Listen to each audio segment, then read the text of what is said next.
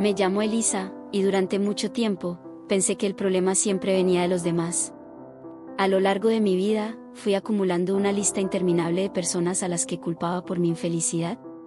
Crecí en una familia en la que las discusiones eran tan comunes como las comidas, donde el amor se escondía detrás de palabras duras y silencios prolongados.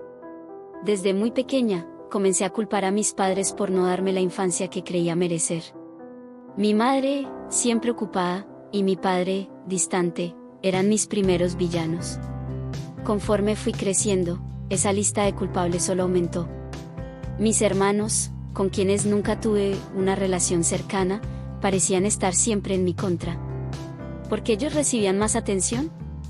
¿Por qué parecía que su vida siempre iba mejor que la mía? Era fácil culparlos también. Los acusaba en mi mente de haberme robado algo esencial, algo que jamás pude definir con claridad, pero que siempre sentí que me faltaba. Cuando empecé a tener mis primeras relaciones amorosas, me encontré repitiendo un patrón familiar. Cada vez que una relación fallaba, lo primero que hacía era buscar el por qué en el otro. Él no era lo suficientemente atento, él nunca me entendió, él siempre me dejó sola en mis peores momentos. La lista seguía y seguía. Estaba tan convencida de que los demás eran los responsables de mi tristeza, de mi vacío, que nunca me detuve a mirar lo que yo misma estaba proyectando en esas relaciones. Mi pareja más reciente, Diego, fue el ejemplo más claro de esto. Cuando conocí a Diego, pensé que por fin había encontrado a alguien que me entendería y que me daría lo que siempre había buscado, estabilidad emocional. Pero a medida que la relación avanzaba, los problemas comenzaron a surgir. Pequeñas discusiones se transformaban en grandes conflictos, y, sin darme cuenta, comencé a culparlo por todo lo que me hacía sentir mal. Si me sentía insegura, era porque él no me demostraba suficiente amor. Si estaba enojada, era porque él no entendía cómo me sentía. Al final, lo que una vez fue una relación basada en el cariño, se convirtió en un campo de batalla constante. Las cosas se rompieron de una manera irreparable, y cuando terminamos, me encontré sola, llena de rabia y resentimiento. Culpar a Diego por todo era lo más fácil. Pero en ese silencio, después de nuestra separación, algo dentro de mí comenzó a cuestionarse. ¿Realmente Diego era el culpable de todo? ¿O había algo más profundo que no estaba dispuesta a enfrentar? Esa pregunta me persiguió durante meses. Empecé a notar cómo, en cada aspecto de mi vida, la culpa se había vuelto mi compañera más cercana. No era solo con Diego, no solo con mis padres o mis hermanos, sino en todos los aspectos de mi vida. Cuando las cosas no salían como esperaba en el trabajo, culpaba a mis jefes por no valorar mi esfuerzo. Si un proyecto fracasaba, era culpa de mis compañeros por no haber trabajado lo suficientemente bien.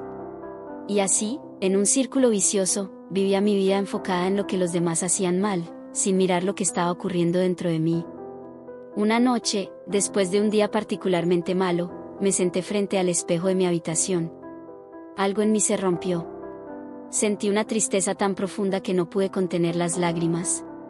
En ese momento, mientras me miraba a los ojos, me di cuenta de una verdad que había estado evitando: no era posible mantener una emoción negativa sin culpar a alguien o algo por mi infelicidad. Y en ese reflejo, supe que la persona a la que más había estado culpando era a mí misma. Esa revelación fue devastadora y liberadora a la vez. Por primera vez, vi con claridad que, aunque era cierto que algunas personas en mi vida me habían lastimado, mentido y engañado, yo también había contribuido a mi propio sufrimiento al aferrarme a esas emociones. Cada vez que culpaba a alguien más, evitaba enfrentar mi propia responsabilidad en cómo permitía que esas situaciones me afectaran. El camino hacia esa comprensión no fue inmediato ni fácil. De hecho, hubo momentos en los que quise volver a mi viejo hábito de culpar a los demás. Era tan cómodo, tan familiar, pero sabía que si quería cambiar mi vida, tenía que empezar por aceptar que no podía controlar lo que los demás hacían, pero sí podía controlar cómo reaccionaba ante ello. Comencé a buscar ayuda. Hablé con terapeutas, leí libros sobre autocompasión y crecimiento personal, y poco a poco, empecé a reconstruir mi autoestima. Dejar de culpar a los demás no significaba que las heridas desaparecerían de la noche a la mañana.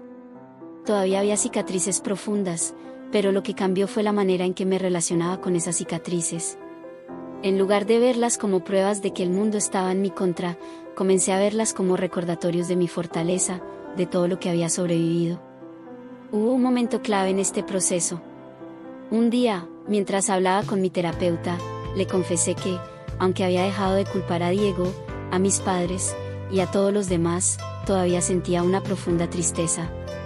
Ella me miró con una sonrisa comprensiva y me dijo algo que resonó profundamente: Elisa, la verdadera sanación no ocurre cuando dejas de culpar a los demás, sino cuando dejas de culparte a ti misma. Esas palabras se quedaron grabadas en mi mente. Y fue entonces cuando comprendí que no solo había estado culpando a los demás, sino que también había estado cargando una enorme culpa sobre mis propios hombros.